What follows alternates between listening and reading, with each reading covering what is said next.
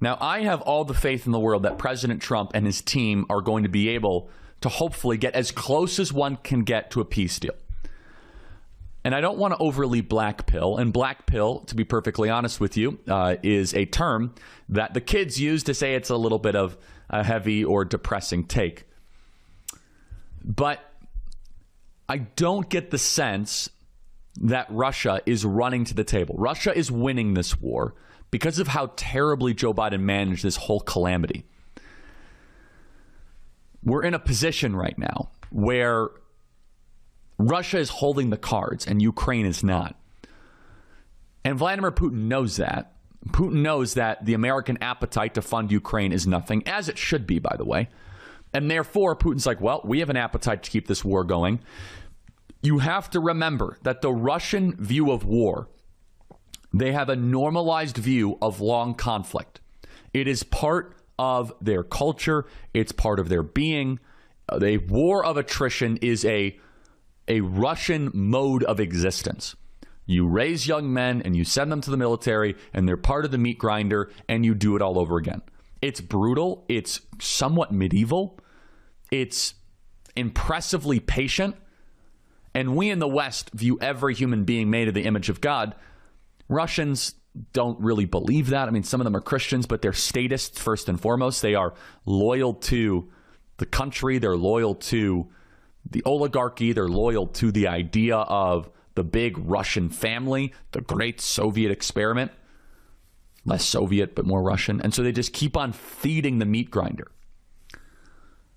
It's not a strategy based on instant gratification. And so I'm starting to see some things in the press reports that are a little concerning that this thing might end up going on. By the way, you got that longer than we like. Then we got that lunatic Zelensky that doesn't want peace at all. So you got a problem across the board. This is Trump envoy Steve Witkoff saying that his meeting with Vladimir Putin lasted 5 hours. If President Trump is able to get this done, he and his team all deserve Nobel Peace Prizes. You got so many different layers of motivations, of revenge. You got different layers of elements of the deep state of the Russian government. Play cut 164. This is the third meeting I've had with him. This last meeting lasted close to 5 hours, and it was a compelling meeting. And towards the end, we actually came up with, and I'm going to say finally, but what Putin's request is to have a permanent peace here. So beyond a ceasefire, we got an answer to that. So let me compliment the Trump administration here, and they deserve a ton of credit.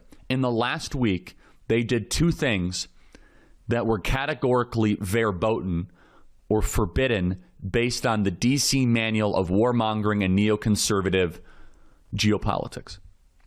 They sat down with the Iranians and they sat down with the Russians.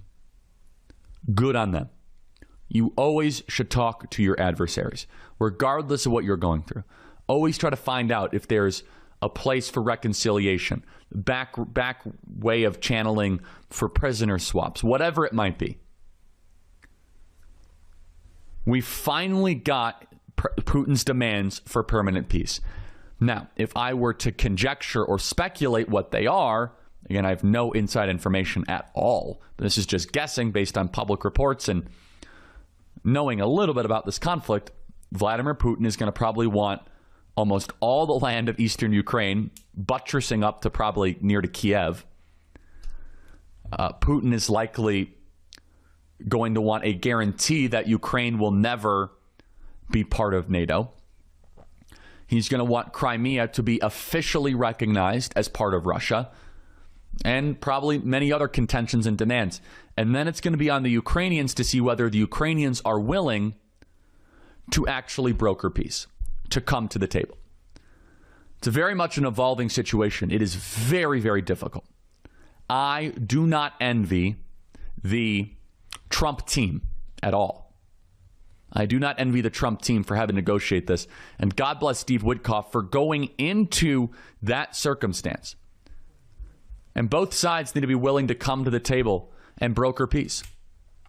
to cut a deal that is the better for humanity, because we're about to enter another summer killing season. We have to have a good baseline to start negotiating, which is this. We want peace. We want the war to end. We'll see who actually believes that.